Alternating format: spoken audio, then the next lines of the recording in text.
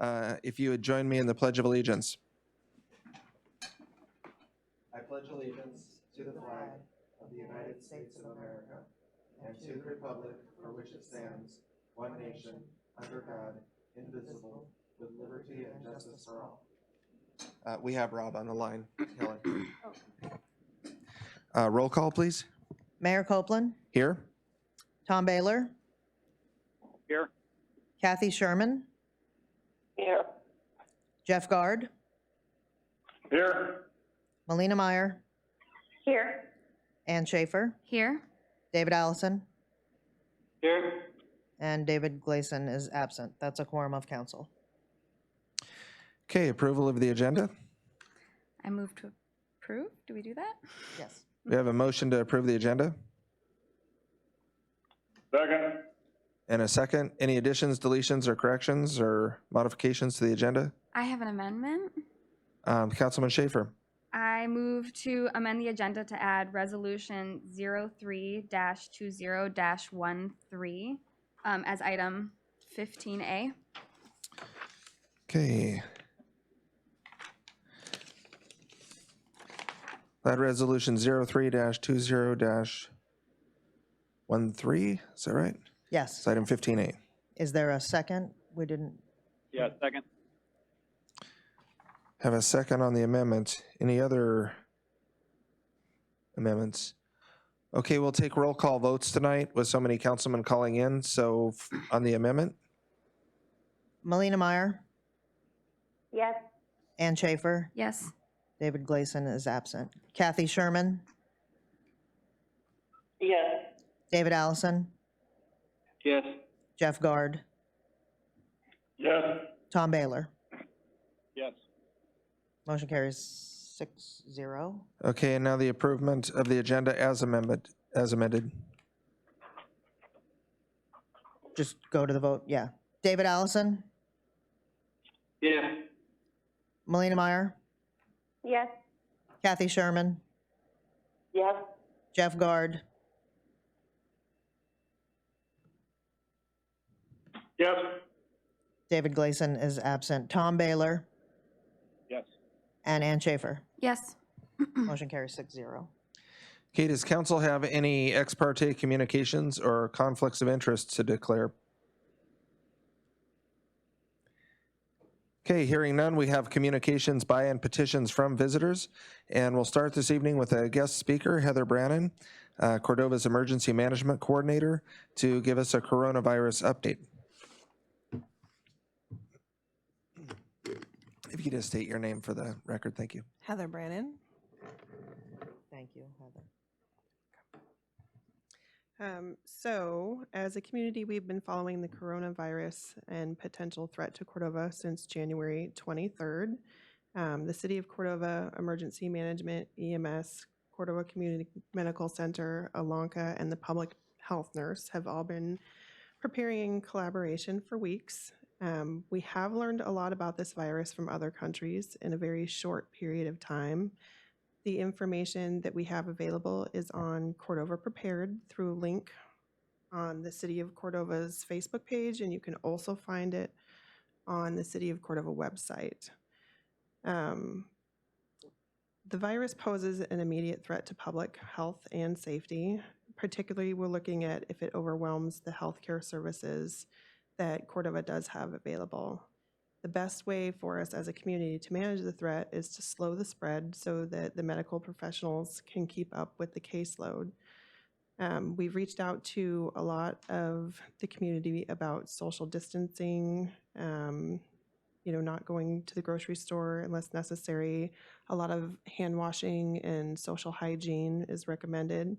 There currently are no positive tests or known cases of COVID-19 in Cordova. But that doesn't mean that the virus isn't already in local circulation. State positive cases have jumped from 1 to 9 in the last 3 days. And again, you can find different links to click on for information from CDC, World Health Organization, and HSS on the Cordova Prepared page on the city website. If you go to the city website, there's a link that says COVID-19, and when you click on that, you will also see all of the news and press releases that we've put out over the last week. A local disaster declaration was issued by the city mayor and city manager on Monday, March 16th, which triggered the incident management team. Cordova's incident management team is made up of a group of city employees who also take on those roles as their secondary positions. Let's see, the declaration allows the city of Cordova to gain access to state and federal aid. Right now, again, on the Cordova Prepare site, we are mostly posting those daily updates to the current numbers of known cases, federal, state, also local information on closures, restrictions, and recommendations to the public. When we talk about low risk on our news releases, it means that we have no known cases in Cordova, but we do expect cases to emerge. There is a public email address for questions. If you email your concerns to cordovaprepared@yahoo.com, we will get together in groups and try and get expedient answers to any of the public's concerns. With the incident management team actively planning and responding to the emergency, they're coordinating with the medical community for guidance, recommendations, updates, and support needs. Today, the incident management team met all day to follow the planning steps involved in an incident action plan, which is currently focused on prevention, public communications, public safety, and economic stability. In addition to that, the hospital, CCMC, Alanka, and the public health nurse, they all have their incident action plans in place. And they have coordinated with EMS on all the proper guidance that everyone should be using if we need to access these services. And the community should feel, I guess, very whole about the plans that have put in place because there was a lot of work done. So they've really gone out of their way to think of everything possible, not only to keep our responders and doctors and nurses safe, but also our public. And I commend them on that effort. When we kind of started out on this venture, it was one of those things where COVID-19 came up and no one really knew if it was going to spread from China or if it was going to be as epic as it has become and as widespread across the country. And luckily, we have some very proactive members in our medical community, and from day one that we've met, they have been building their incident action plans. So we are completely prepared in that aspect, and had everyone not taken the initiative to take it as seriously as it could have been, we might not be in the same place right now. So as a community, I hope that that offers an extension of some type of comfort. The strong advice to the community to prevent the spread of COVID-19 is hygiene, frequent hand washing, social distancing, 6-foot separation, and no groups gather in more than 10 for meetings, self-isolation for any illnesses or upon returning from travel from overseas, the US or Alaska, and calling ahead to Cordova health providers to do a telephone triage assessment for diagnosis or testing. There is the capability in certain circumstances, if necessary, that providers will come to you. We are asking the community to call ahead because providers will need to put on the proper protective gear before they test someone for COVID-19. And when you call ahead, this allows them the time and space to make sure that they are going through all of the proper protocols. They will still see anyone that has a concern if you meet the criteria. Right now, they are acting off a criteria that is with CDC guidance because there is a need to preserve testing materials as we work through this as a country and as a community. And again, you can call staff at CCMC or Alanka. Both clinics are 100% prepared to set up care and offer guidance. And again, the single official source of local information and updates will be the Cordova Prepared page on Facebook and also on the city website. There there are many rumors circulating the community on social media, and a lot of it is inaccurate. For the sake of rumor control, we would encourage you to get a hold of us at Cordova Prepared or call one of your medical providers, because there is a great chance that they can put some of those rumors to rest for the public. Additionally, I know that there is a request for a 60-day extension for our declaration. I would highly recommend that we go forward doing that. A lot of the information that I have received says that this is something that we will continue to be looking at throughout the summer. So we want to make sure that we have that protection in place, and that declaration does allow us to reach out to different resources and funding that would not be available to us without it. Thank you. Okay, thank you, Heather. Council, any questions? Councilman Schaefer? Thank you so much. That was really informative. So as you said, this is probably, like everything I've been reading also says that we're going to be dealing with this through June, July-ish at the earliest, you know? So are there plans in place for dealing with, like Cordova typically doubles in size in the summertime with people coming in for the canneries and processing and fishing and, you know, tourism. So I was just wondering what the plans were in place for dealing with the influx of people. So right now we have a very heavy focus on community awareness, because the more people that are aware of what we would like our process to be, how we would like you to self-isolate, what our requests are of you when you're traveling, that is going to give us the greater chance. And quite honestly, if we act wholly as a community on that, we are going to be in a much better position. We have reached out to all the canneries.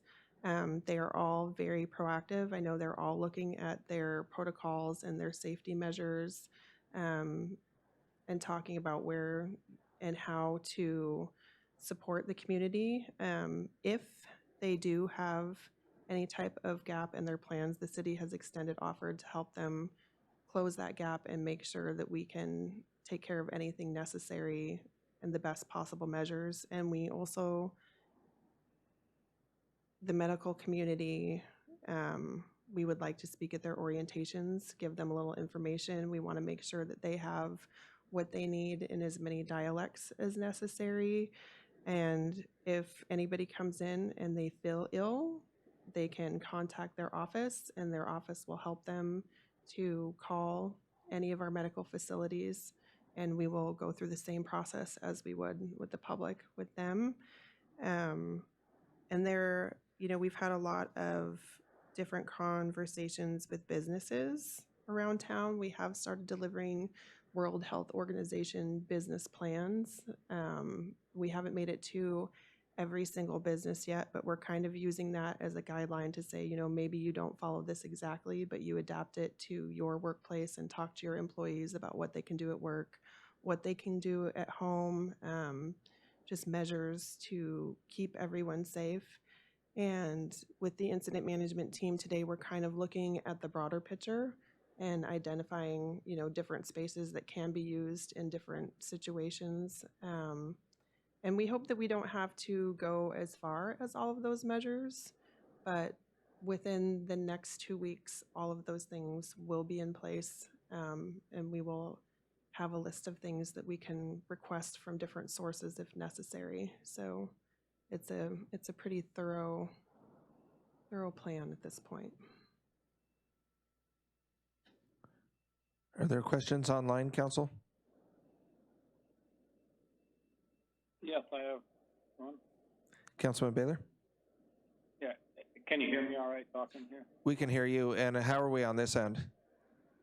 Good, very good, thank you. Good. So I just thought I'd throw out some information. I was traveling recently, and it may be of interest to your guests there, but I had to check into some medical facilities, get some work done, and you came in the door, and unless you had an appointment, you weren't allowed. They didn't allow any visitors in. And then they actually took your temperature before you went to see your doctor. So they were taking those steps. One thing I thought was pretty interesting, we signed some documents, And then after signing those documents, they took the pen and they washed it with alcohol and put it into a clean cup. And I noticed that shopping at the stores around here, you know, we all sign our receipts and stuff. So, you know, my wife and I are going to start carrying our pen with us along with our shopping bag. But it seems like a little thing, but, you know, after 100 people handle that pen, that could be a source of contamination. So just thought I'd throw that out there. Yeah, so, and the hospital has put some of those measures in place along with Olanka Clinic. They are actually working very closely off an IEP that they built together. It does differ a tiny bit for each of the facilities, just because of their logistical situations. You know, obviously they're both set up a little different. But if you were to go to the hospital or the clinic today, you would find signs on the door that ask you if you have a series of symptoms. And if you do, they would like you to go to your car and call them. They will triage you by phone and then still get the necessary PPE on. So what they're both doing is creating situations where you don't actually have to come into the same space in their facilities. They've both created areas where they are taking specific requests for COVID-19 testing, and this allows them to keep anyone who may be positive or have had an interaction separate from the normal intake of folks they would see. They have also both bumped up all of their cleaning schedules and taken a lot of just very diligent precautionary measures to make sure that they are not exposing anyone in any kind of way. So what you're seeing in the States is a lot of what you will see here. And part of the advantage for Cordova in this situation is that we have had the last 2 months to see what's happened in China and in the United States or in Seattle and California. And we've been able to kind of collect a lot of information on the things that people have been doing in their hospitals, in their communities, how they've built up extra facilities or resources.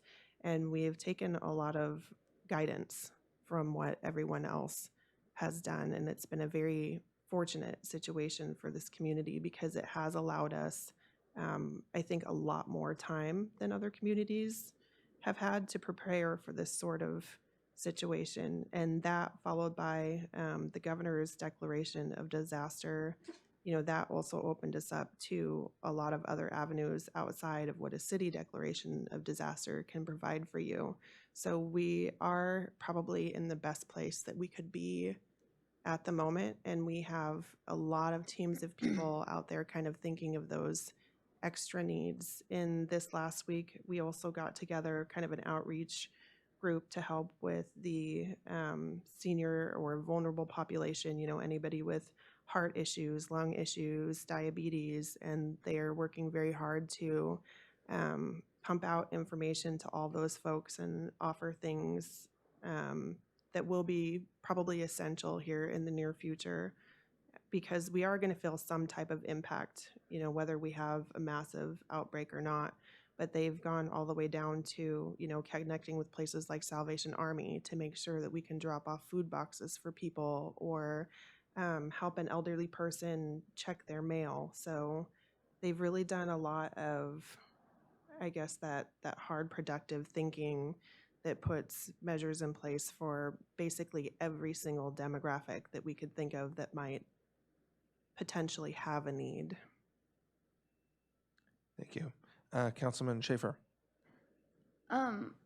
As more and more people are coming to town, would it be worth setting up like a screening station at the airport as people get off the plane? I know it can take, you know, days for it to. So we have talked about that, and we do have permission to go and put out very clear signage at the airports. And I believe that that signage has already been constructed and it will go on their doors and their entries. And there are extra measures at some point that we can take if we find that that need is necessary. We have been allowed to kind of put an extra contingency in place for that if it's a route that we decide to go. And I mean, it may be as simple as going out there and asking people if they've not felt well within so many days, or, you know, figuring out where they've traveled from. But currently right now, if you're traveling due to, I believe, the HSS guidelines. They're saying if you've been at any of these places or traveled through these airports, that when you come into a community or you're at your destination, you really do need to self-monitor and go through that checklist of things that would tell you whether you are ill or aren't. And I know a lot of folks already that have come into Cordova, you know, they're working from home right now because they just don't want to put the community at risk. So as we move more into that stage, kind of our hope is that we get out enough information to everyone that they come in and they're very proactive, and, you know, they go home and they wait that 14 days. And as a community, I guess the best thing we can do is, you know, hope that we all pull together and support these people as we go through this, because it's going to be way more simple for some of us than others. And that's part of also what that outreach group is doing. I know if you go on the neighborhood page, they've put out a message and they're saying, you know, if somebody's at home and you need something, reach out, let us know, and we'll figure out who can drop it off at your door. You know, so it's looking at all of the very big things as you move forward, but it's also looking at those very small, thoughtful things that just kind of extend a little bit of kindness and comfort to the community. That's a Cordova Neighborhood Watch page. Yes. And then the airlines are putting, do have screening, certain levels of screening, and of course heightened levels of sanitation on their level too. So Okay. that includes passengers leaving Cordova or leaving other destinations. It's kind of on the departure side. So, council questions online? I've got one more comment if nobody else speaks. Councilman Baylor. So we had a joint meeting the other day, council did, and I was sitting next to a gentleman that was coughing, sneezing quite a bit right into his hands, and I believe it was a smoker's cough, so I didn't get too weirded out. But then those hands go down to the table, to the paper, to the pen, so I'm probably a little bit weirded out. Nobody said anything, so I would ask the guest, I mean, what do you... You kind of feel funny if you're an adult sitting around telling another 60, 50-year-old adult how to cough. I mean, what do you do in those situations? And obviously the word's not getting out enough. This person was still doing that.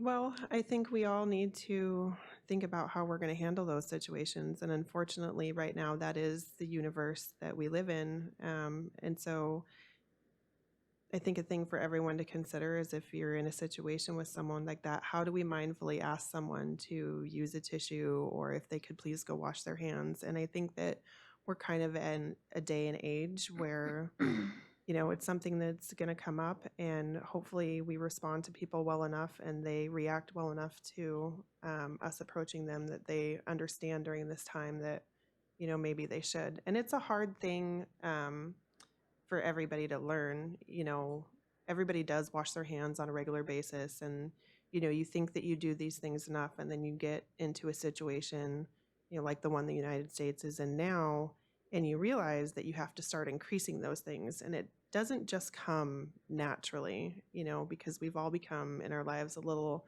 complacent about certain things. I know there's a statistic that the average person actually touches their face 16 times a day. And I can tell you quite honestly, in the last 2 weeks, I've been trying to make sure that I don't touch my face. And I can't tell you how many times a day I still catch myself doing it. So, you know, like when I say that kindness and that compassion, it's just finding the right words to reach out and say, you know, excuse me, do you need a tissue? Or, you know, would you mind washing your hands? You know, and it's something we're all going to have to get used to. And there are things, you know, when we started having these conversations, in the beginning, it was really overwhelming because there was so much information and there were so many different parts and pieces that you have to look at, you know, everything from, you know, hygiene and public health all the way down to your economy. And what we had to really do is sit down and decide, you know, what are the things that we can control. We can control the, you know, the outreach and the education to the public. We can put all the correct plans in place, you know, but there's still a measure to where you can't control other people. And that's kind of where Cordova as a community is going to have to kind of reach out to each other and, you know, do that big non-touching invisible group hug and just kind of, you know, try to guide each other in the best way that we can to get through this. Other questions, council? Yes, Selena. Councilman Meyer. I just wanted to say thank you, Heather, and to these organizations that are coming together to get this information out. I think the Cordova Prepared on the website and Facebook has been really good information to get out to Cordova, and thank you for all the work we've been doing, Heather. Thank you. We are fortunate to have a very large, dedicated team of folks here in Cordova. So it's been a really great experience to go through. Other questions, council? Okay, thank you, Heather. Thank you. We're going to dismiss you now to go get some sleep.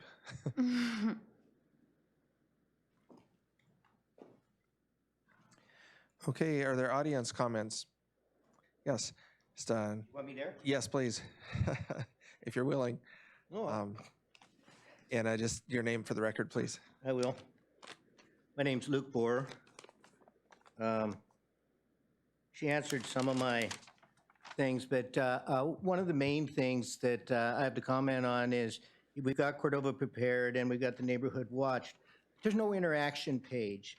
It's nice to have an email sent or that sort of thing saying you're concerned about this or that, but the rest of the community doesn't see that email and there's not an interaction to where, oh yeah, we agree with that. It's just like on coming in through the airport. We haven't decided to go that far, she said, and by the way, I appreciate all of their efforts, don't get me wrong, but we haven't decided to go that far. I'm 64, a smoker from 14 till 10 years ago.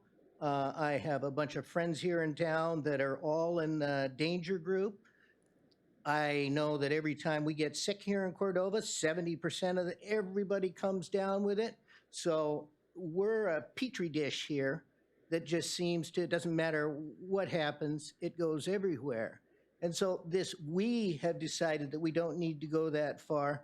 It's a small group of people decided, but if you had the communication page, maybe you'd hear from a bunch of other people that says, no, let's temperature test everybody coming in. Let's spend a little extra money and do this and get more comfort in there. We're an isolated community that is unique. We're like New Zealand. New Zealand doesn't allow anybody to come in unless they come in, they quarantine for 14 days. Doesn't matter whether they're a resident or not. CEC doesn't let anybody come into their office. The city doesn't let anybody come into their office. All of these examples of a good way to do this, and yet we're leaving the public out there in this open office, but we're going to close up everything that the mayor and the city manager and that have control of. And I just have an issue with that. The last thing is there was an email, or not an email, but a Facebook post on the online bulletin board. And somebody said quarantine only works if the whole family stays home. And then somebody else came on and says, not everyone can afford to stay home.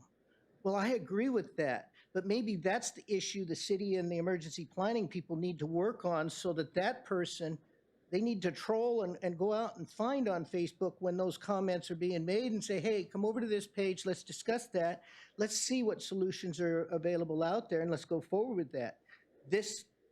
To end this, and then there's two more posts. Read Joni Barron's post.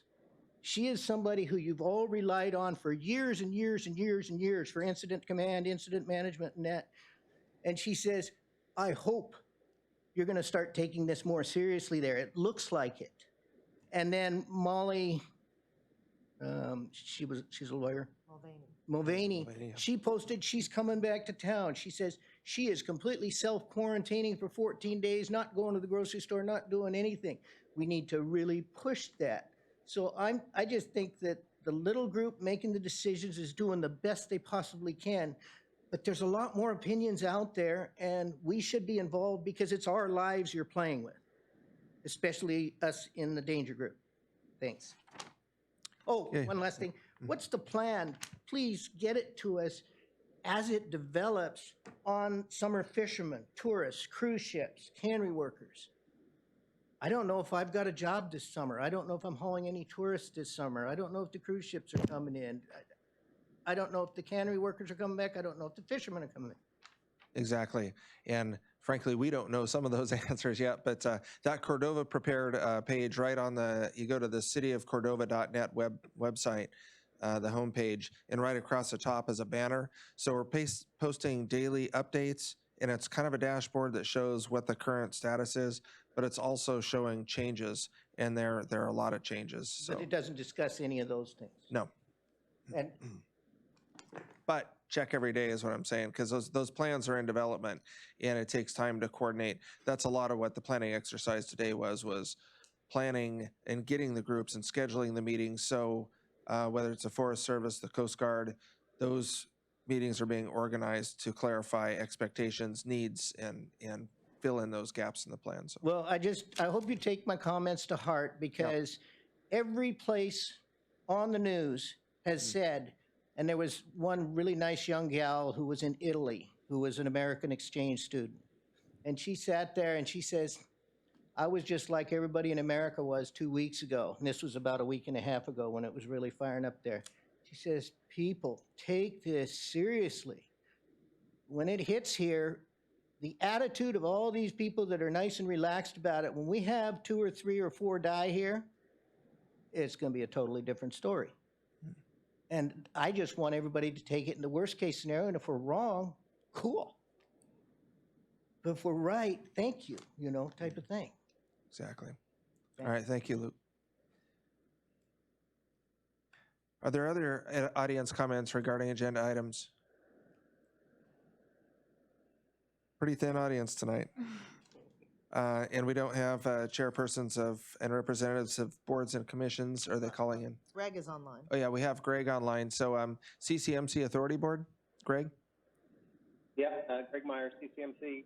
I'm at home, self-quarantined, plane 4 days ago, so I'll be here for a little bit longer. I want to say thanks to Heather. From what I've heard, they're doing a great job. Our health professionals are working well together. CCMC along the city, Heather. Anyway, tell her thank you very much. Like she said, there's no COVID-19 cases yet. I guess Alanka's done a couple of tests and they came back negative. What I'm told is that it takes us 5 to 7 days to get a result back, and they have to be sent to California. So prevention is everything. The hospital is really busy trying to keep our nursing home folks safe. So we're essentially kind of on lockdown. Just emergencies. We're thinking about closing the clinic down. I don't think they've made a determination on that yet, but that's a consideration. And prevention, like I said, is everything. We don't have an ICU here, and we don't have a ventilator. And I'm told they go hand in hand, but I don't know. But so everyone stay safe. I guess they send people out if they need to critical care done here. So prevention is everything. Pharmacy, they want you to call ahead, and they are bringing prescriptions out to folks. They're trying to limit the number of folks in the hospital. So call ahead if you need some pharmacy issues. Our CEO, Randall, was told by Dr. Sanders that he should not be in the hospital building. He's over 70 and he has respiratory issues. So we're trying to deal with that right now. We've got Barbara Jewell. She was on a 14-day quarantine like I am.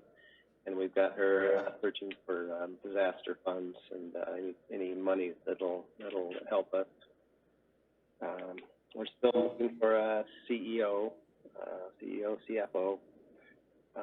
Good news is Dr. Sanders looks like she's got a medical director, full-time doctor, hopefully lined up for us sometime in May or June. So that's good news.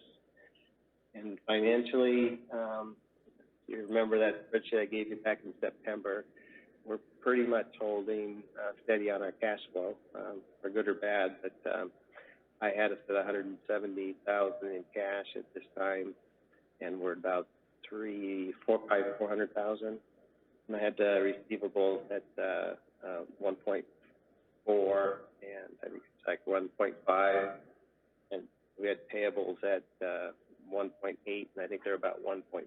So if that's any good news, it's we're tracking there. So that's all I've got now, and we're going to do an executive session later on the other issue.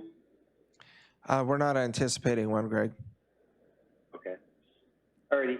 That's But all it- I've got. One item could go. but one item could. Okay. Would you like us to text you? What's that? Would you like us to text you? Sure. Okay. We could do that. All right. Thanks. Yep, thank you. Any questions, Council? Councilman Schaefer.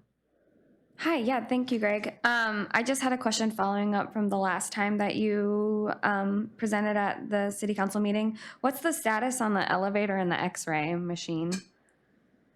The X-ray machine was getting fixed. It might be fixed. I can find out and send an email. Elevator, we're holding off. Okay. I requested a safety report from our safety officer, and I'm still waiting for that.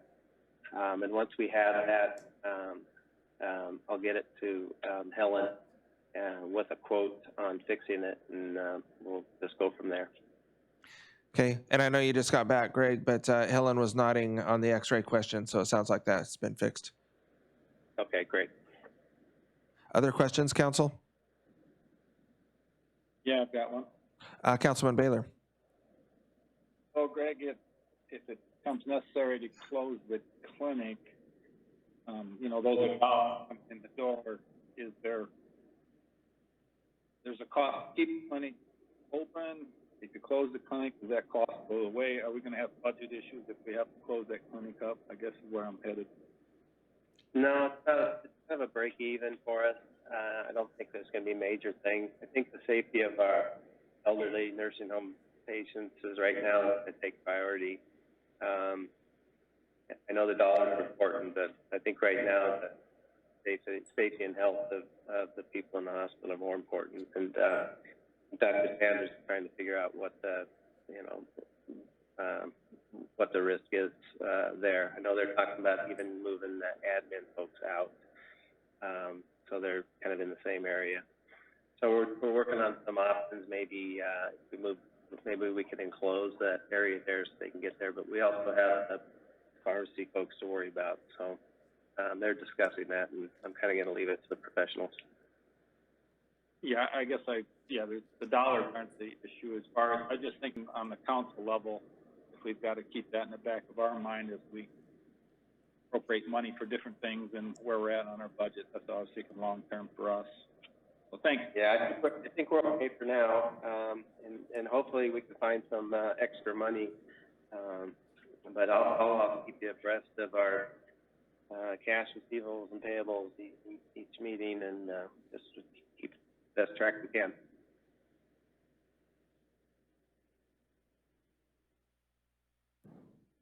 Okay, any other questions, Council? Okay, thank you, Greg, for your report You bet. Okay. and for self-isolation. You bet. And we don't have a student council representative online tonight, so next item is the approval of the consent calendar. Are there any items that council wants to remove and deal with separately? Seeing none, a roll call vote? On the consent calendar, David Allison, Yes. Ann Schaefer, Yes. Jeff Guard, Yes. Melina Meyer, Yes. David Gleason is absent, Tom Baylor, Yes. Kathy Sherman. Yes. Consent calendar is approved.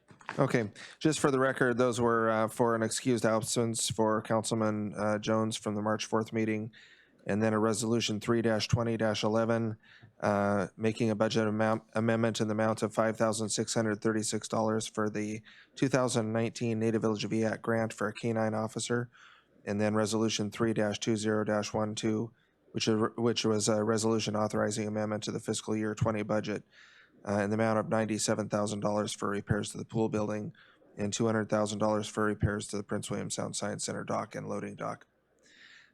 Next is approval of minutes of March 4th, 2020 regular meeting and March 11th, 2020 special council meeting. I move to approve the minutes of the March 4th, 2020, and the minutes of the March 11th, 2020 regular and special council meetings. Second. Have a motion, a second. Are there any additions, deletions, or corrections? City Clerk, Susan? Kathy Sherman noted an edit that I will make in the minutes. I had listed Ken Jones in the regular meeting as present and as absent, so I'll make that edit when I print those, but no need to amend it. I'll just, Okay, just a administrative correction. Any council additions, deletions, or corrections? Okay, hearing none, roll call vote. Melina Meyer, Yes. David Allison, Yes. David Gleason is absent, Ann Schaefer, Yes. Jeff Guard, Yes. Tom Baylor, Yes. Kathy Sherman. Yes. Motion carries 6-0. Okay, thank you. So reports of officers, I'll start with the mayor's report. I didn't submit a written report this week. It has been another busy week in Cordova. I did circulate an email. I should have forwarded that through the clerk, but I've been in regular correspondence with John Bitney, our city lobbyist, and also our congressional delegation, although they're extremely busy. So Bitney has done a good job of jumping in and kind of keeping me abreast of what's going on in Juneau. And then I've been calling into the White House office briefings on the coronavirus and keeping track of some of the opportunities that are available there. One is that the FDA has, or I'm sorry, the USDA is prioritizing food chain for the country. And Cordova is a real significant food port in producing several 100 million pounds of protein. So they asked us to email in, community leaders to email in to discuss the criticality of the food chain. And that may be an opportunity for us to make sure that we can get additional resources to manage our migrant seafood workers and plants and so forth. Also, a disaster declaration from the mayor's side means that I'm kind of the governor's representative under a marshal situation, and that lasts for 7 days, and then council can extend that, and that's the agenda on the item. So that opens up communication from Cordova to the state and federal government to request resources if and when we need them, and also to keep track of their bulletins and directives so that we can follow those guidelines and legal requirements. So for councils, where council's concerned, in Juneau right now, they're meeting, they've already got a bill for unemployment resources, House Bill 308, and they're also passing budget items at the federal level. I think they just did here in the last couple hours, a large package. And so the state is just kind of signaling that they're going to be asking communities for our specific needs, so that A, they can craft programs and whatnot, but also so that the resources go to the appropriate places.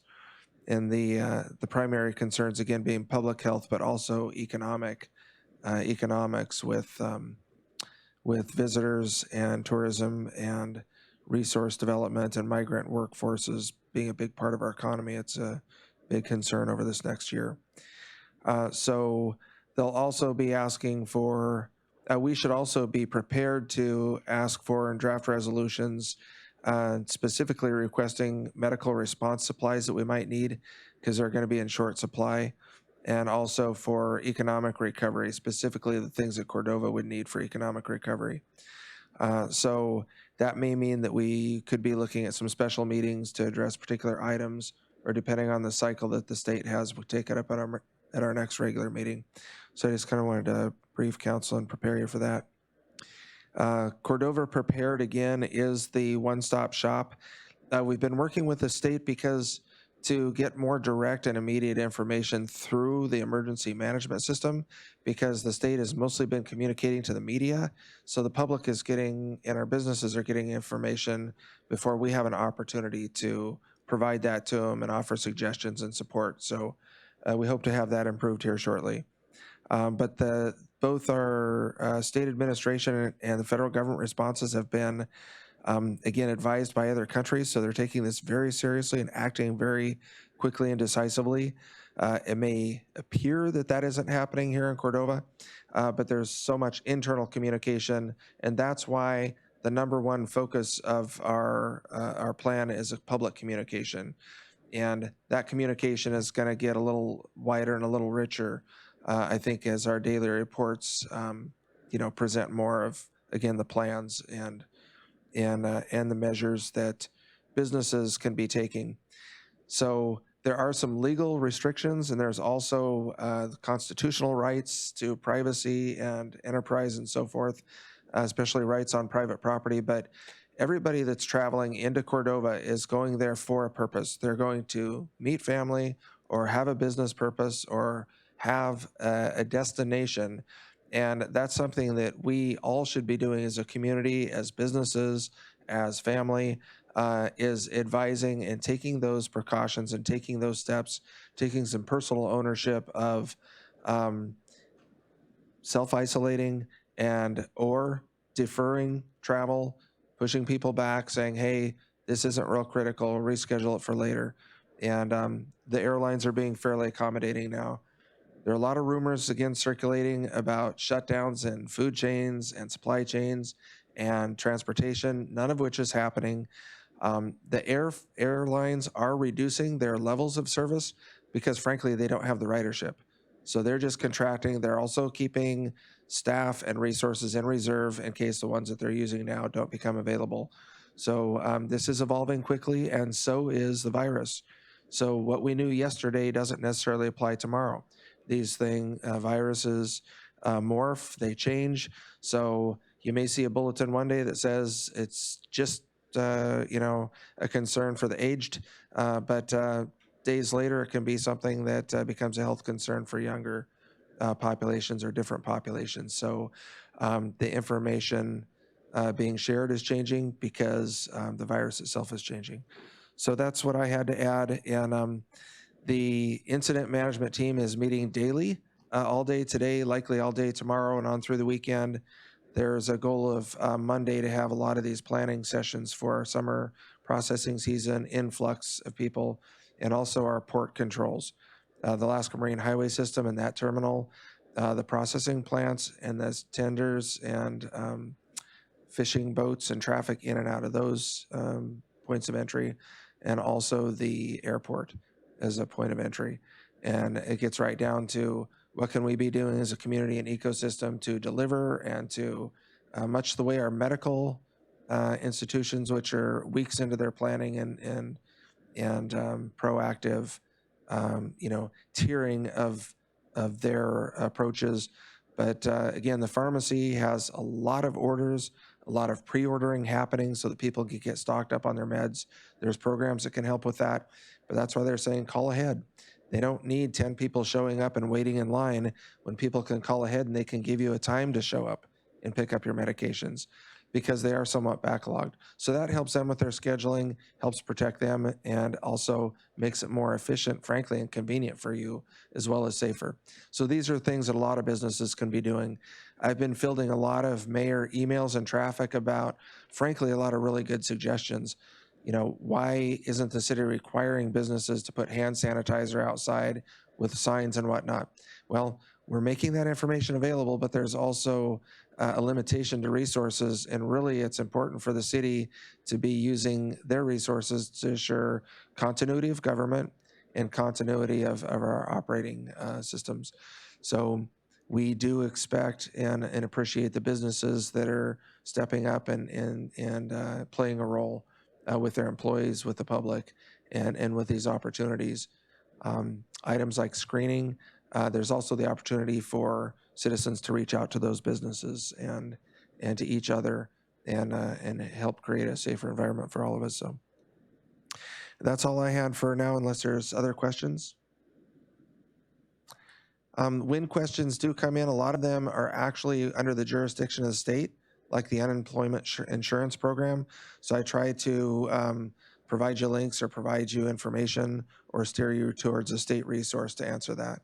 Some of these are federal land and federal questions, like the post office and so forth, the Forest Service, Coast Guard.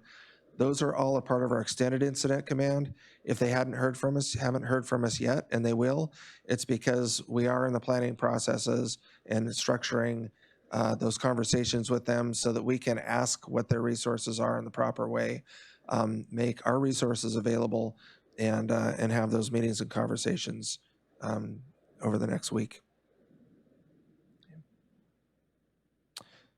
Okay, city manager's report. I'm not going to add a whole lot to the coronavirus response in terms of the community response, but I will speak to the city's response to date. As you all are aware, the city is a public place. It's where public interaction happens. It's where we provide services. And so understanding that we are not, we're trying to implement changes that will not only protect the workers, but protect the public that comes and interacts with us. So a couple things have happened in the last week. Number one, the city did close the museum, the library, the pool, Bedarkey, mostly because there were concerns on the part of the public that those facilities might be places where the virus could spread, and we felt it was appropriate to close those facilities. That said, being mindful of the fact that we do have employees, both full and part-time, we are taking advantage of their work and doing things in those facilities that we haven't had time to do for a while, whether it's deep cleaning or organizing things, cleaning files, getting rid of books that are no longer relevant. So there's a lot of housekeeping type work that city staff is working on.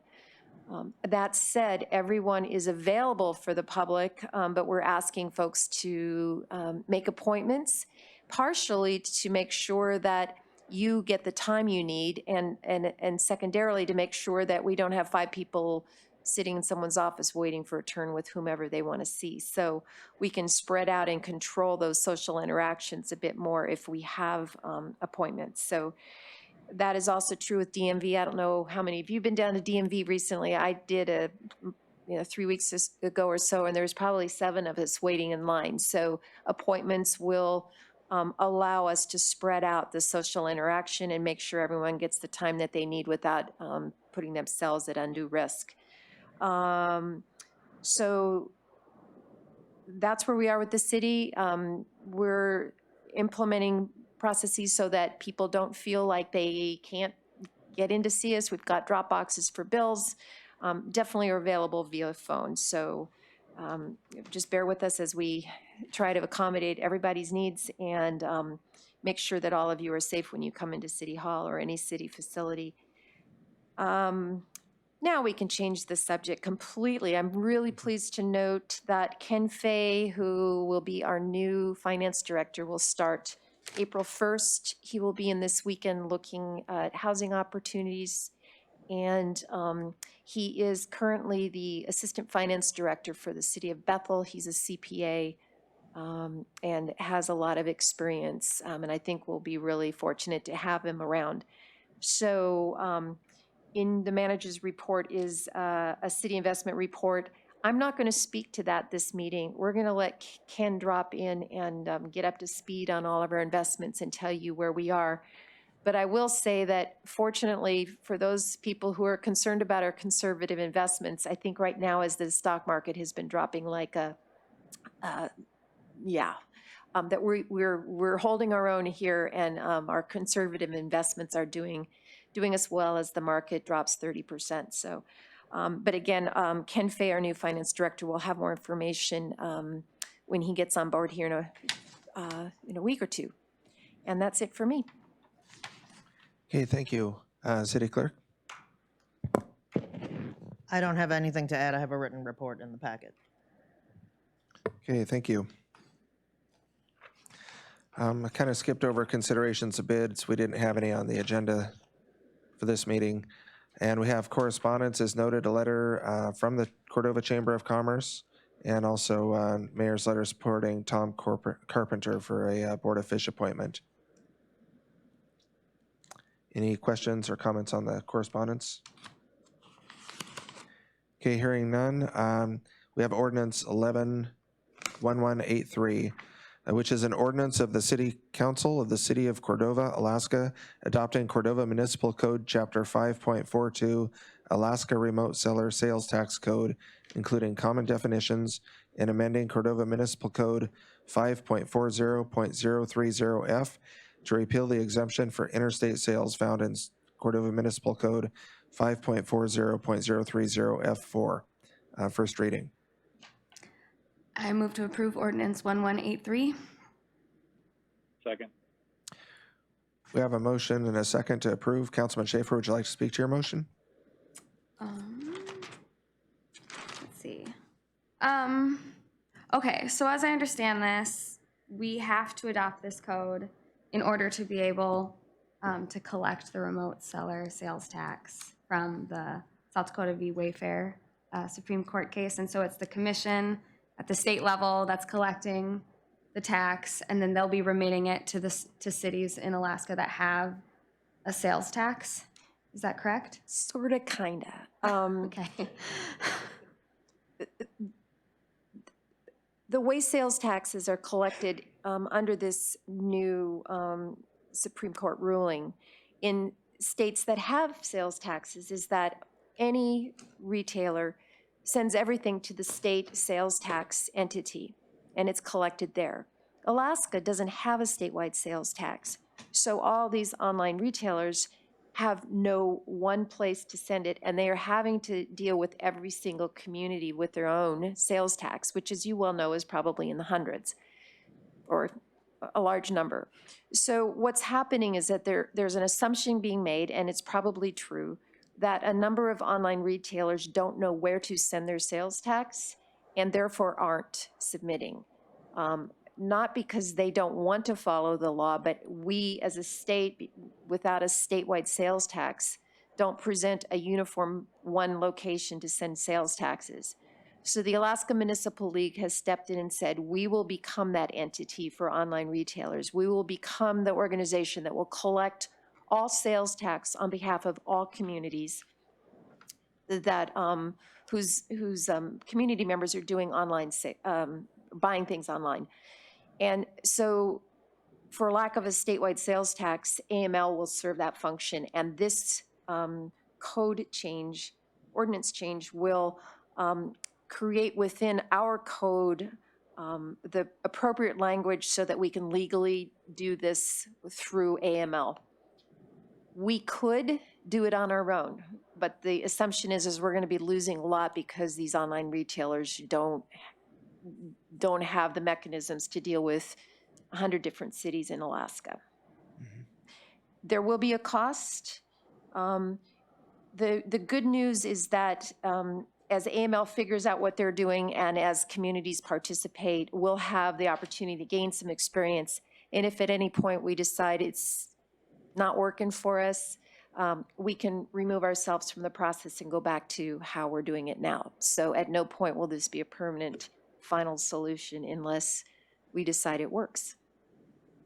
Okay, thank you. Councilman Baylor, any comments to your second? No comment. Any further discussion, council? Councilman Schaefer.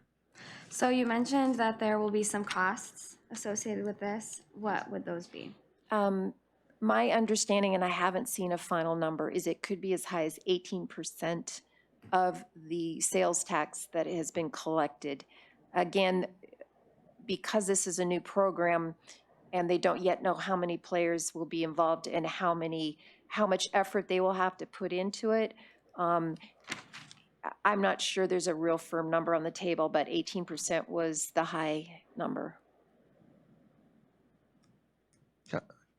Let me check online real first to make sure if any other councilmen have questions. Okay, I'm not hearing any. Councilman Schaefer is here in the room, so she gets several bites at the apple, and thank you for that. And so right now it says this tax rate at 6% because that's our current city sales tax rate. And so if that ever were to change, it would change Yes. this rate as Yes. well. Mhm.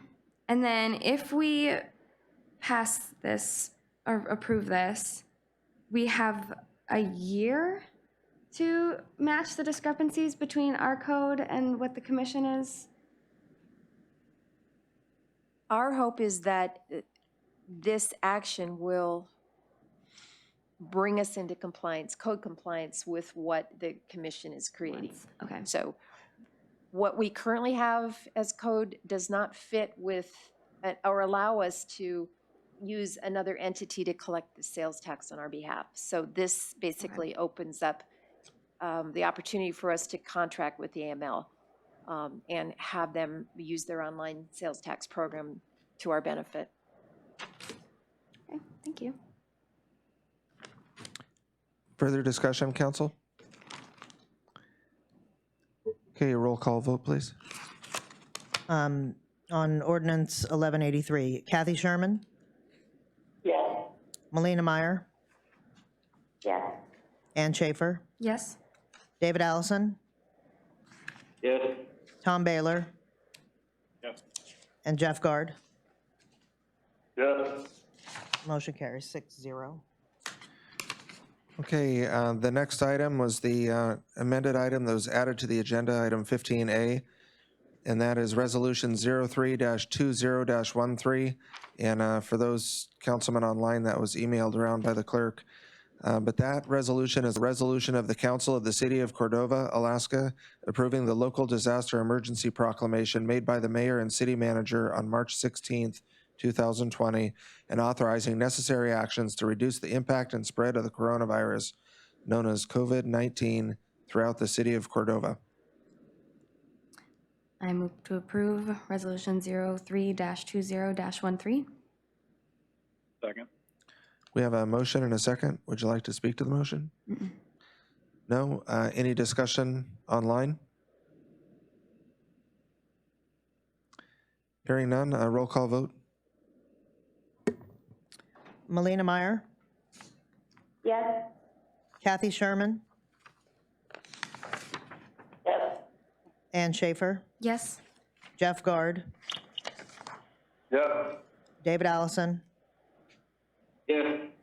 David Gleason is absent, Tom Baylor. Yes. Motion carries 6-0. Okay, thank you. I also wanted to mention that the clerk circulated this update from UBS that was just kind of an update on their part, given the volatility in the stock market, and they got it to us just today, I think. And so it didn't show on the agenda as correspondence on this packet, but just wanted to I think it was mention Monday. So I just wanted to mention that that is in your inbox. So under new and miscellaneous business, we have council concurrence of the appointment to fill the Prince William Sound Regional Citizens Advisory Board. We have Robert Beadle, who has reapplied for that position. He's served there several terms, and we did not have other letters of interest when we went out to advertise. I move to concur with the appointment of Robert Beadle for the Prince William Sound Regional Citizens Advisory Council. A second. We have a motion and a second to concur with the appointment. Is there any discussion? Thanks for stepping up again. Discussion online? Okay, hearing none, roll call vote.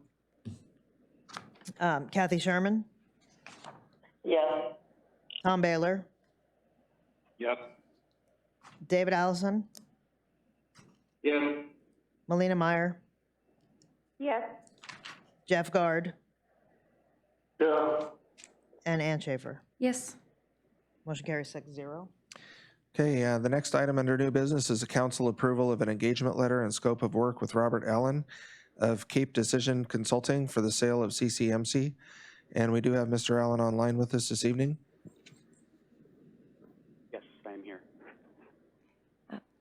May I interrupt? Thank you. I'll just give the city manager a second to introduce, and then council can consider that item. We need to put a motion on the table? We can. So moved. We have a motion and a second. So under discussion, if I could just have the city manager give a brief introduction. Sure. As you well know, Greg has been working very hard with the Native Village of Eyak for a very long time and has developed relationships with them to advance the sale of the hospital to NVE. My role in this process has sort of changed into an arena of providing guidance and research and investigation into, making sure that the city is best positioned and poised to make this sale and to the benefit of our community. And to that end, I started looking into other recent sales of hospitals and noted in newspaper articles and other things that there was actually quite a bit of opportunity for us to have some issues if we didn't address them early on. And one of the things in your packet you'll note is a very recent newspaper article about an additional $4.1 million or so in costs that were incurred by the city of Sitka in the sale of their hospital to Search. So I reached out to Rob Allen, who is a very well-respected leader in the Southeast community, and he ran the Sitka Community Hospital and was very involved in the sale of their hospital to Search. He's also on the board of Shiatica. He's a tribal member and a lifelong Alaskan. So he certainly understands many, many of the issues that we are faced with as we explore the sale. And in talking with him, my alarm bells started ringing louder and louder and louder. And I asked him if he could maybe come and talk to us, but more importantly, might be able to provide some guidance. And I think my thinking is twofold. Number one is, and he will explain the costs of the sale to Sitka in terms of legal fees and whatnot. And I feel like there's a lot of work that we as city need to do to position ourselves and the hospital to be in the best place possible to enter into negotiations with the Native Village of Eyak. And it's going to cost us. So if we don't do it now, it's going to cost us later and perhaps even more. And so I feel like there's many things that we could do through an engagement such as this that would allow us to make sure that we're ready to move forward. So with that, I'd like to introduce Rob Allen. You might recognize his name. His family owns Allen Marine in the Sitka area. And he himself has been a boat captain and many other things on the water. So he knows the marine environment and is a kindred spirit. So thank you, Rob, for joining us. He would be here in person, but obviously travel was not advised, so we put him on a teleconference. Yes, thank you. Am I coming through okay? Yes, thank you. Okay, thank you. Again, so my name is Rob Allen. I'm with Cape Decision Consulting, of which I'm a principal, and the other principal is my wife, Robin Sherman. I wanted to thank you for giving me an opportunity to introduce myself and some of my experience and thoughts related to a sale of a hospital. I think I learned a lot at Sitka Community Hospital that I think could be very valuable for Cordova moving forward on this process. As Helen mentioned, I grew up in Sitka, worked in the family business, Allen Marine, for many years. And on my mother's side, she mentioned I'm on the board of Shiatica and a Sea Alaska shareholder. And I'm also a beneficiary of Search. And at one point, I helped serve a 3-year term on the Sitka Assembly or City Council. I know Helen from her time back in the 90s when she was the executive director of the Sitka Summer Music Festival. And then as well, when she was a program director at Rasmussen Foundation, I was on the board of Bratz Foundation for 5 years, from 2003 to 2008, so had a chance to work with Helen at that time as well. I have a master's in public administration from Harvard. I came to be the interim CEO at City Community Hospital in 2015. We started off with a 90-day interim contract because at that point in time, the hospital experienced a cash crisis, didn't have enough money to make payroll. The CEO, who had been hired just about 100 days before, walked out the door.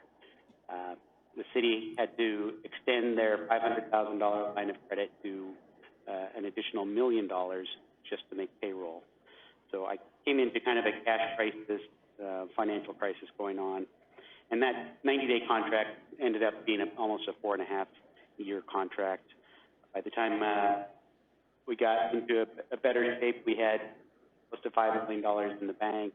We had paid the line of credit down almost zero, and we're making a lot of changes in the hospital. But that was also at a point in time when our community as well approached from Surge with an offer to buy the hospital. So that process, got underway. The last year I was there was the negotiations and the closure and merger of the two hospitals. So I did learn a lot about the merger process, and like I said, I do believe that can benefit Cordova. I just wanted to really reiterate the point that calling here community hospital is not something that can be done lightly. It is irreversible. It's a responsibility that you as city council have right for your community. I was very happy to hear that you do have an interested party that wants to buy the hospital, the long-term care, the clinics. I think that's good. I think it's good that you're negotiating. I'm not trying to slow down that process or inhibit it, but I just want to see if there's ways we can give you the tools to properly evaluate what you're trying to do and make the best decision for the community and get the best deal possible. I wanted to share very quickly what our city assembly, the goals that they developed, the work session, as part of our process. This was to, the goals that they were trying to achieve with the sale or merger or change at the hospital. And they developed an RFP process that they put out. And these were the guiding principles for the RFP process, and then for also how the deal was evaluated. So there were 5 points that the assembly developed. One was to increase quality and scope of healthcare provided. Number 2 was to mitigate current and future liabilities to the city. Number 3 was to maintain and expand living wage employment opportunities. Number 4, provide access to capital for future needed improvements. And number 5, participate in the governance of future affiliated entities. So that was what the assembly came together at a petition and developed, and like I said, that kind of drove a lot of the process, drove the development of the RFP that was put out, the assessment of those responses that were received, and then the negotiations and the final deal. And all along, we were looking at, did Sitka get a deal that met those goals and objectives? And I would say for the most part, we did. Not entirely, pretty darn close. One of the reasons I think it's important for Cordova also to have guiding principles coming from the city council is that in Sitka, we had a group of citizens that opposed the deal and the process. They worked diligently to disrupt it throughout. And, there were, I'm not sure what the political situation is in your town, but if there's somebody that doesn't want this sale to happen, they will look at ways they can disrupt it. And, the best way to handle that is to have a process and to follow it. As the city, just to make sure the city has followed rules, regulations. And two of the questions I have, I think have mostly been answered, but I would definitely want to discuss with the legal counsel is, does Cordova need to go through an RFP process like Sitka did? And do you need to have a vote of the community to finalize a deal? Those are two big issues that I think you'll hear about from your local community. Now, the other big item out there, of course, is coronavirus going on. I mean, you heard the report this evening about everything being done there. That's going to complicate this process in ways we can't even guess at this point. We can do a lot with this online, a Zoom conference. We can use safe and secure document clearinghouse technology. And, we'll also have to be just cognizant that the hospital will be dealing with perhaps the largest health emergency of the last 100 years. And there's going to be limited administration time for other things. So we'll just have to figure out how to deal with that, too, as moving forward. And going to need a fluid process to mitigate that.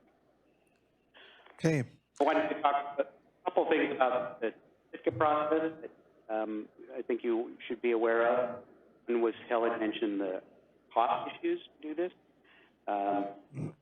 Certificate paid for lawyers and consultants, I believe it was close to $500,000. And the Sitka Community Hospital, as well as part of our due diligence, we ended up paying lawyers and consultants almost $300,000. And that was related to the doctor pay issue that you saw the news release about. We spent a good 6 weeks, almost 8 weeks, with very, very expensive consultants getting into that and trying to figure out what had happened in our doctor's pay and reconstructing. So Rob, if I can just cut you off a little bit, there's a lot of detail here that council might ask for that might be appropriate to have a discussion afterwards. What I want to do is kind of frame this a little bit, because I had a chance to meet with, I didn't mention it in my mayor's report, but I had a chance to meet with Helen and Greg earlier this week to discuss this, and I do support council taking this action, I guess, in my conversations with Helen. But I wanted to make sure we understand that the city doesn't have an offer in front of them right now from the Native Village of EAC. That's something that they're considering and contemplating. But if and when that does happen, the discussion we had is that the city wants to be in a position where this can be a win-win if we do move forward. If the Native Village of EAC does want to tender an offer, no matter what form that takes, and the city wants to move in that direction, the city in one form or another, in conversation with the manager, needs to position itself so that we don't overlook any potential opportunities or liabilities either for the city or for the Native Village of EAC, so that we can come out of this with a win-win and also not have any unintended surprises for you, the council, is part way or well into or after a transaction. So this is a council item, so I want to open up for council discussion and on the motion. And questions. And also, we do have on the agenda that this can go into executive session if the council desires.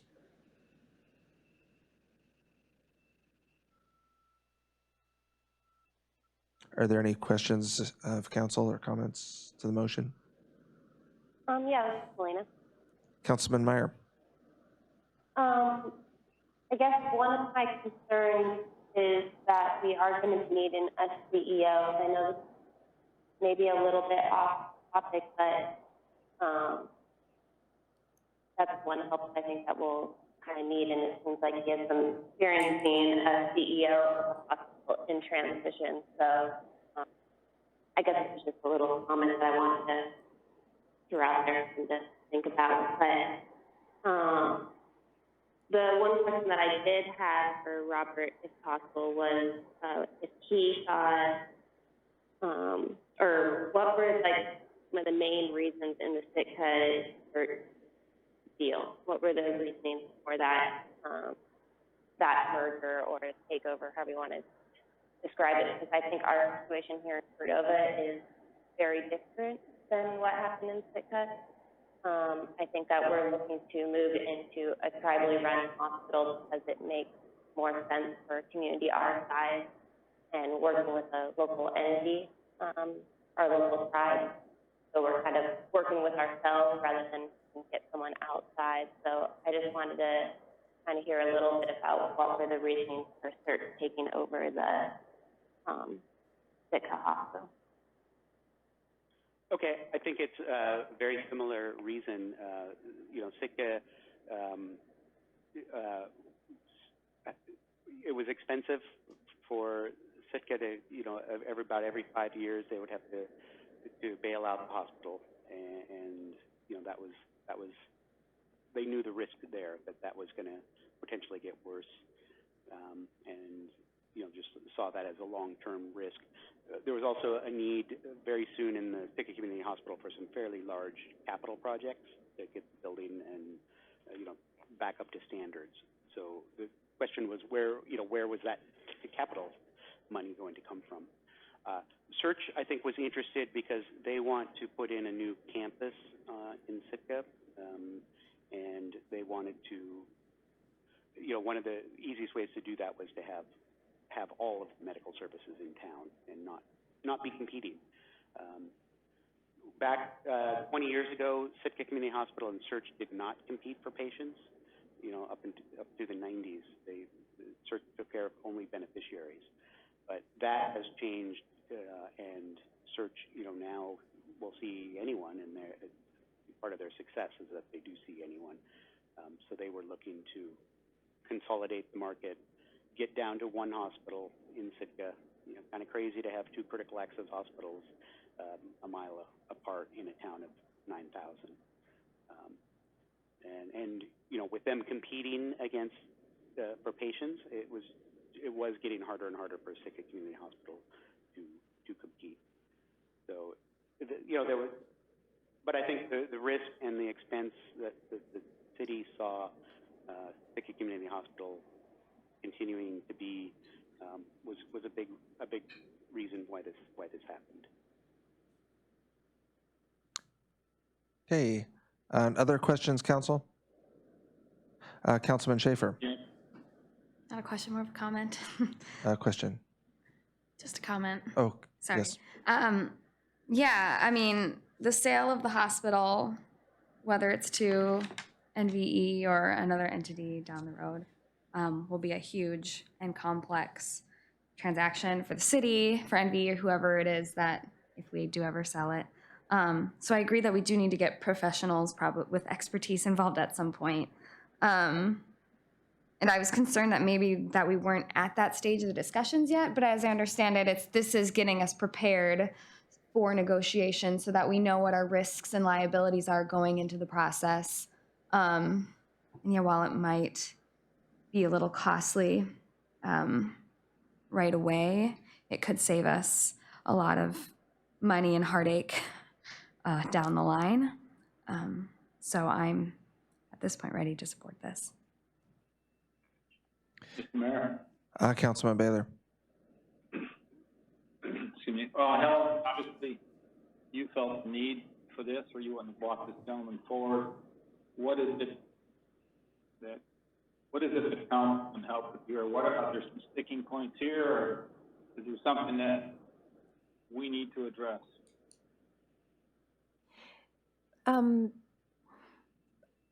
As I said earlier, in my research, I became more and more aware of those turds under the rocks, basically. And again, it's not to say that this isn't the direction we should go, but it's to go in with eyes open about what council, what the city needs to be prepared to do to make sure that this transaction is a win-win, and that that our citizens not only have the best health care, but that they're not left with a huge liability that will potentially really impact our bottom line and our ability to provide city services outside of the hospital. So one of the things, and if I may, Rob, can you talk a little bit about your guys' experience with PERS and some of the longer term, after the sale is done, we don't get to walk from this thing, we're liable for things. I am not a hospital person, so I just know that a lot of this was new information for me, and information I think that council needs to be considering. And again, having a guiding hand that's been down this path is, to me, going to be very helpful for all of us. So I'd kind of like to interrupt that question because I'd rather council ask questions that are more germane to the motion of bringing him on board before we actually get into the details of what he would have to discuss or offer. So at least like to hear council questions. I think Councilman Meyer and Councilman Baylor's questions were both directed at the need for a consultant, what their services would be. So if we could keep on that path, I'd like to keep it focused there. This is Melina. Councilman Meyer. I just had a question about how this would impact our current year's budget. Is it going to be coming out of the city's budget, CCMC's, or just kind of a question about budget? At this point, no resources have been set aside for any legal fees associated with the CCMC sale or any other expenses associated with the CCMC sale. And yet, based on the work that Greg has been doing, we can anticipate that we will be getting either a letter of interest or a term sheet or something, more than likely in the next 6 months, if not sooner. And that at that point, we will need to be prepared to look outside of our operating budget and determine what kind of resources we're willing to commit to this sale, because it will be costly. Mr. Mayor? Yes. Was that Councilman Baylor? Yes. Okay. Yes, Councilman Baylor. Okay, so then currently we have a hospital board, we have a council, we have a city manager, we have Mr. Meyer just done a great job at this point. If we move down this road, who do we make our point person on how do we structure this? It gets kind of, I'm not sure who has authority on some of this stuff. Isn't it? Did you want to field that, Helen? Or so, Councilman Baylor, the city owns the facility and is the ultimate fiduciary.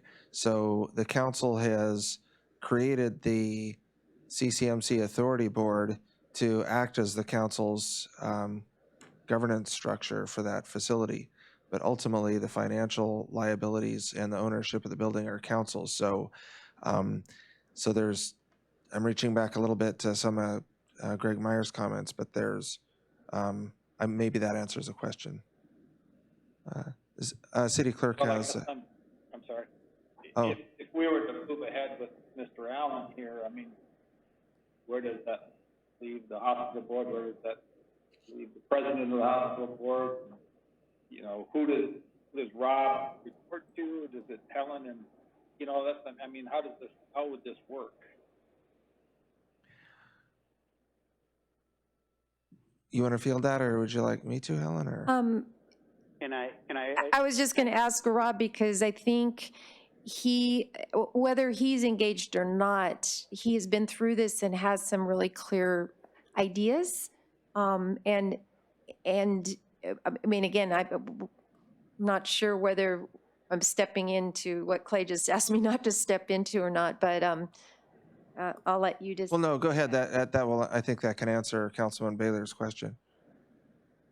Yeah, what I would recommend is, you know, this, I think it does need to be a city council driven project, and you do need to have a identified team that has, you know, the roles and responsibilities laid out and their authority as well. I think at every step of the way, you know, things will come back to the city council for approval as you move along. But you do want to have, you know, city staff, maybe hospital staff, and probably hospital, at least one board member, you know, as part of that team, along with your attorneys or special counsels that you are going to hire either through the hospital or through the town to provide the legal. You know, I think it's going to be a team. I think Helen probably should be part of that team as well. The issue we ran into in Sitka is that that team was led by the city administrator and the city attorney, who, you know, in Sitka, the city attorney's on staff. And it just absorbed all of their time towards the end. I mean, everything else kind of suffered. So I don't know if I would necessarily structure it exactly that way. I don't think you want to use all of Helen's time to do this. But I think you do need a team approach and lay it out, you know, with the right stakeholders and the right authority, and but it is a city council driven project, and that's, you know, who ultimately makes decisions. Mr. Mayor? Councilman Meyer. Or is that Councilman Kathy? Yes. Councilman Sherman? Kathy. Okay. Which is why because I have a cough. I was just going to make a comment that I think this is exactly why we need to bring in an outside source to guide us through this process, because I don't want to see it eating up the city manager's time exclusively, and I think that Mr. Meyer has done a very good job at leading the board, but I think it behooves us to be proactive and bring someone in who can provide guidance to our team so that we're not sorry in the long run.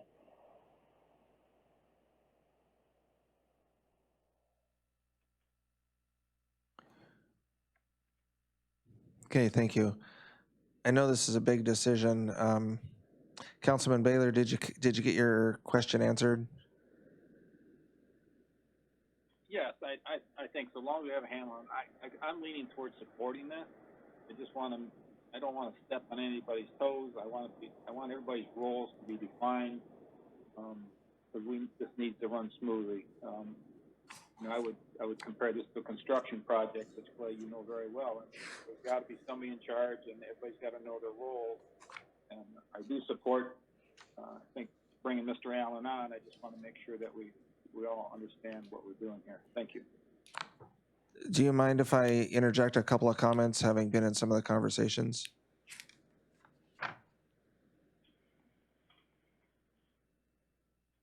I think what I didn't want to restrict conversation or resources to council, but and I think maybe what Helen was asking for was a couple of examples, but I think some of the backstory here is that we also looked at a special counsel, and I don't think that's going to work out for us, partly because of their positioning and whatnot. The city's council may not be familiar with the transaction, but they're very well versed in what our structure is with the CCMC Authority Board and the city manager and council. And I watched the work that Helen's put in this last week, and in again doing her two roles as the city manager and also as a public information officer and on the emergency management side. And in our conversation, and I guess my perspective is that an outside resource would report to Helen as a resource to the city manager, but really it's a resource to the process. You know, you hit the nail on the head, Councilman Baylor. This is the embodiment of complex, as the manager said. There are several different players. There are goals and objectives and considerations and risks and apprehensions, you know, on the part of the Native Village of EAC and the city of Cordova. And it's important to have, clarity on what the threats and opportunities and challenges are, and have a liaison that is a resource to the city manager, but that also brings some bridge building skills to the table. So that's, I think, part of the, and believe me, I saw some of the complexity presenting itself just in the conversations between Helen and Greg and I, because Greg he's very invested in this process, bringing a tremendous amount of work and resources to the table, and is concerned with the relationships and that the city doesn't get out too far ahead of itself in making assumptions, and yet the city needs to have resources to be prepared for a a transaction of this magnitude. So those are all the complexities that we're trying to balance. Is there other council questions? I have one quick one. Okay, I think I heard, was that Councilman Baylor? Or Councilman Guard? Councilman Guard, and then I think Meyer. Anyway, mine was a quick one on the dollars on this. We've got a clause in here for not to exceed 50,000 without prior approval. I know it's kind of asking to look at a crystal ball, but how far down the road are we feeling that $50,000 would take us in something of this magnitude and complexity? I think the scope of work is identified in the letter that Rob provided.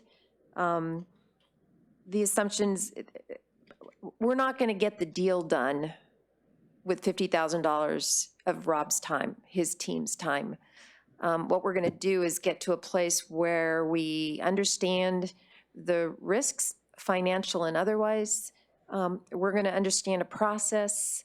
We're going to feel real confident about what the end game might look like when we sell. What does that mean to our community? And we'll be at a much stronger position in terms of our own knowledge and awareness of this transaction going into a negotiation than we would be right now. And again, if I could just have Rob talk, if you guys want this information, he can talk a little bit about some of the bigger term issues that have been identified to me, not just PERS, but our liability after the sale is done, what the federal government compacts require, a number of things that, again, are over my head at this moment in time because I'm ignorant about them, but they certainly raised a lot of questions in my mind that made me wonder if all of us have these awarenesses, do we understand exactly what we're getting into? So I think one of Rob's real goals is, and responsibilities at this point under this contract is making sure that we are aware of everything that could potentially could come up and bite us and be prepared to deal with it. Can I make a comment before he speaks? Yes. Yes, Councilman Baylor. Yeah, I think this, everybody needs to understand that the PERS issue is the city of Cordova's issue. It's not anybody that buys this hospital. It's not purchaser's issue or their responsibility. We will deal with PERS, in the process of selling this hospital, and I think I'm correct on that. Thank you. Yes, I mean, the city's obligated to deal with PERS. We can't remove that from the table. And Rob, maybe you can just speak briefly to what happened in Sitka with PERS.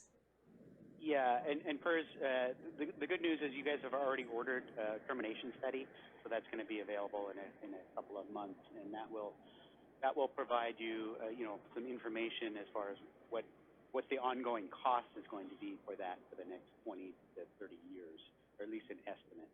So PERS ended up in Sitka. It was I think it was about $500,000 one-time payment when we terminate, and then we're now on the hook for right now it's about $2 million a year for 20 years. And that could be more, it can be might be less, and it could be longer. That's our the city's ownership of the whole statewide liability. So the thing about PERS is that the more you talk about it, the more you learn about it, the more confusing it gets.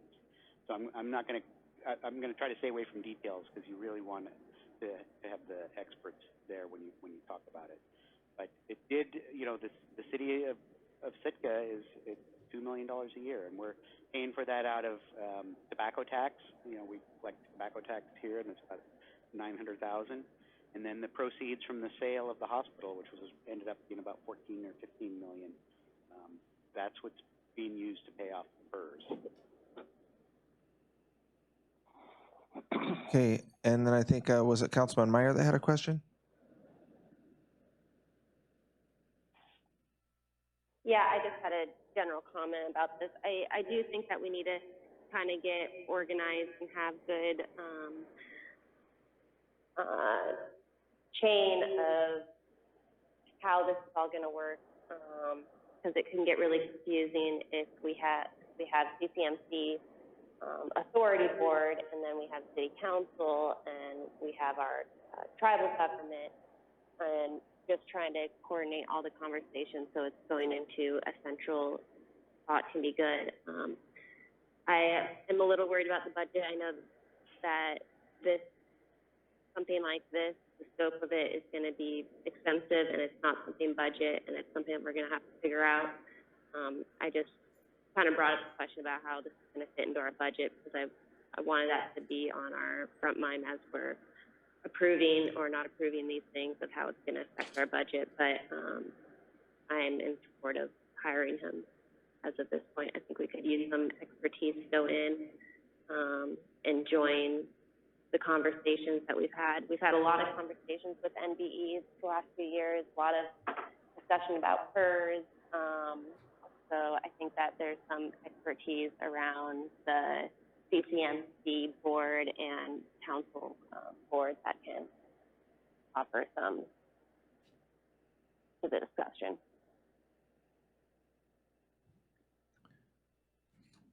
Further discussion, council?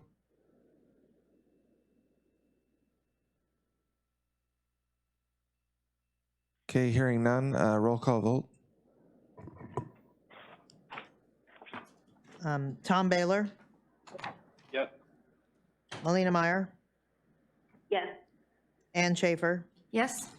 David Allison, Yes. Kathy Sherman, Yes. and Jeff Guard. Yes. Motion carries 6-0. Thank you. The next item is council election of vice mayor. And what is the will of council?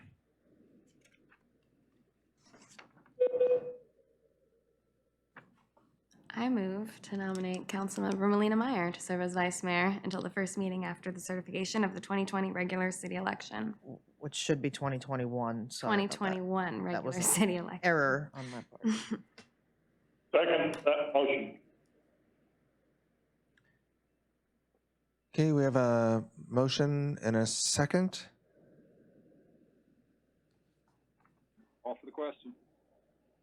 Question's been called. A roll call vote. David Allison, Yes. Jeff Guard,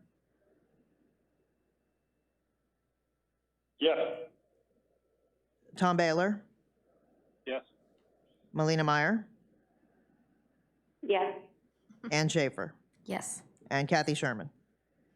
Yes. Motion carries 6-0. Okay, welcome aboard, Vice Mayor Meyer. Continuing Vice Mayor Meyer. I was wondering if I could vote now. I'm just kidding. Well, the good news is I'm going to be at all the city council meetings for quite a while. Right. Next item is a pending agenda, calendar, and elected and appointed officials lists. I want to put resolutions requesting state and federal aid on the pending agenda, and just with a caveat that may express itself as a special meeting or on the next meeting agenda. We'll just keep in touch with Mr. Bitney and our legislators, and when we get a request, it may be a fairly quick request, so we'll just respond accordingly.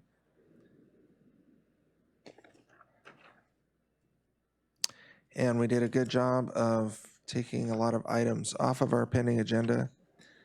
And as we look at our calendar, I think we can also anticipate that we're going to be calling in to meetings for a while. So it sounds like the technology is working well. I appreciate Leif and the media we have here informing the public, and structuring the meetings. So are there any items, council? Okay, Lena? Councilman Meyer. I'm not sure if this is something that needs to be taken by an action by city council. I'm assuming so. Just thinking about the coronavirus and how it's affecting financially employees and employers.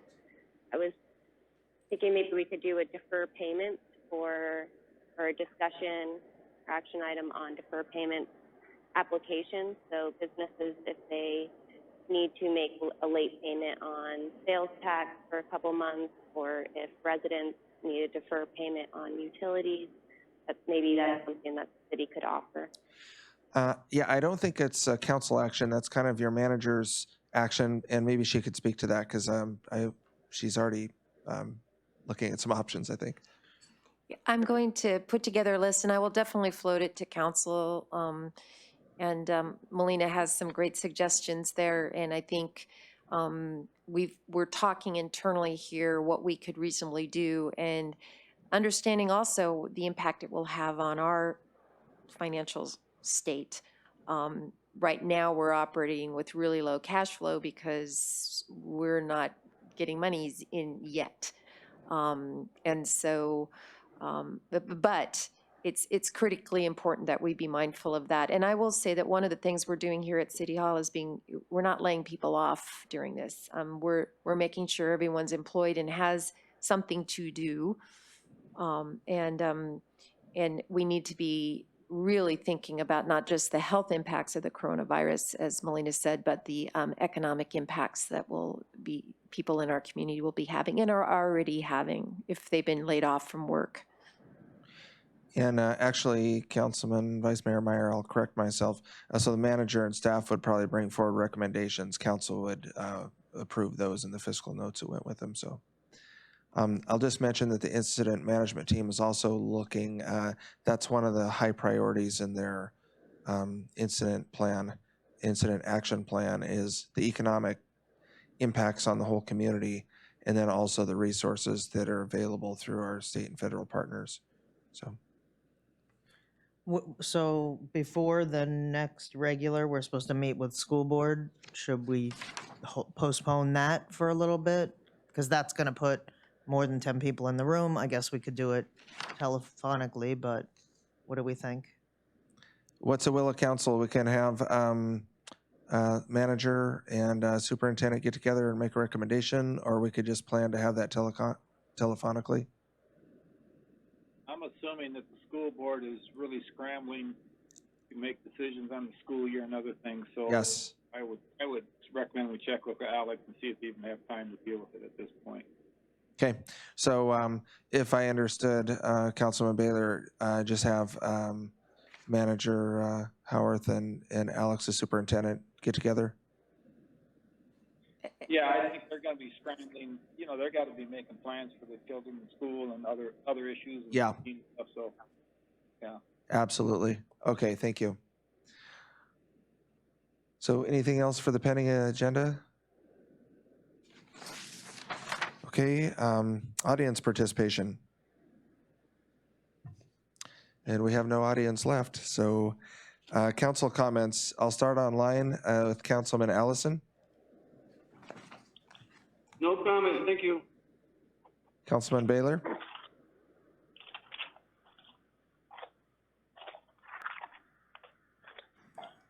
Did you say my name? I did, Councilman Baylor. Okay, I'm sorry, I didn't hear you.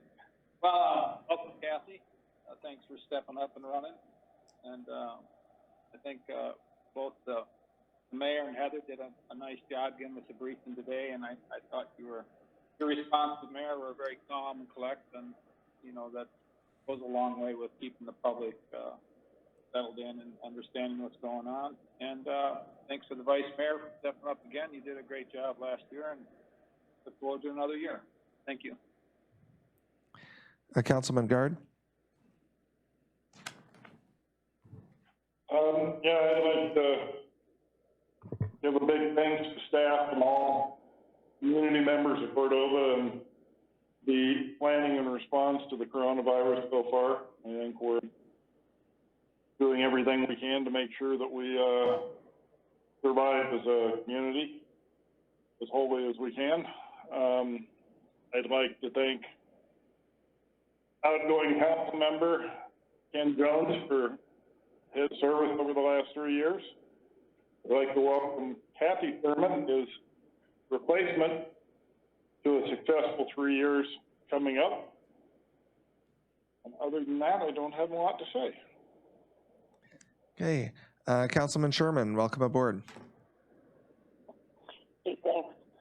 I had a couple of things I wanted to say. I enjoyed reading about the search report. I loved the high school class came and participated in the election process, and kudos to the high school for doing that.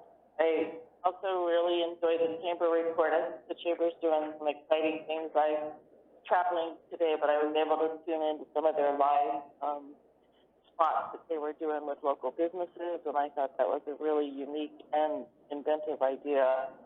And I wanted to thank everybody for all the work here locally on the coronavirus.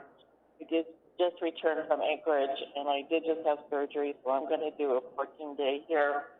But I just got to say, it was the greatest thing ever to return home to this community where I knew I would be safe and I wouldn't see the panic and the craziness that's going on in Anchorage right now. So really nice to be home.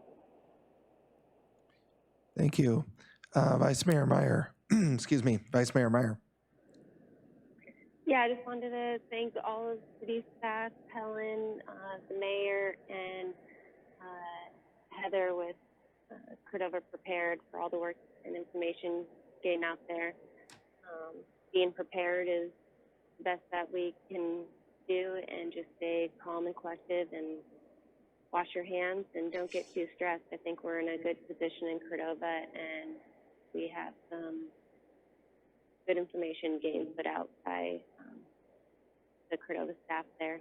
And I wanted to thank Kathy, welcome Kathy to City Council, and thank Ken Jones for his service on City Council. And see you guys next time. Thank you. Councilman Schaefer.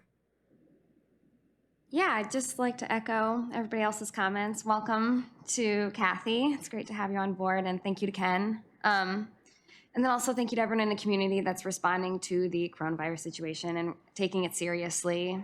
Yeah, keep looking out for one another.